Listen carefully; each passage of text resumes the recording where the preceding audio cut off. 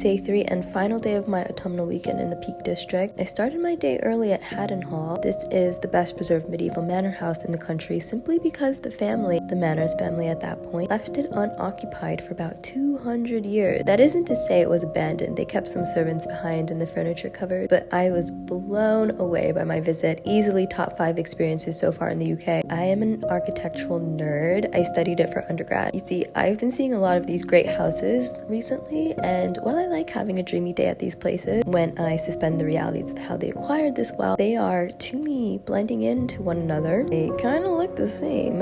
There has been some form of fortified manor in this location since the 11th century, and you can really see it in the chapel. I think the floors are Anglo-Saxon, the entrance and structural arches are Norman, and the stunning stained glass and woodwork is medieval. The wooden beams holding up the roof have the year 1624 burned into it, and it's so incredible. That timber beam is older than the US. Did you know that not only is this Thornfield Hall in the 2011 Jane Eyre, but they converted this into the Lambton Inn in the 2005 Pride and Prejudice. That's the scene where Elizabeth Bennet is reading about her sister having run off with Mr. Wickham. Then I had a quick lunch and caught the bus right outside the property and headed straight to Matlock Bath. The reason for this particular stop was literally because one sentence alone in Pride and Prejudice. Tomorrow we go to Matlock. There are a lot of amusement stores with cotton candy. I think you guys call it candy floss over here. Ice cream shops, the aquarium with the spring that the town was founded around, some paddle boards, and a lovely garden. Cannot forget to mention the cable car attraction called Heights of Abraham. Takes you right to the top of the valley to a small Victorian era hilltop park with a cavern and mine tours.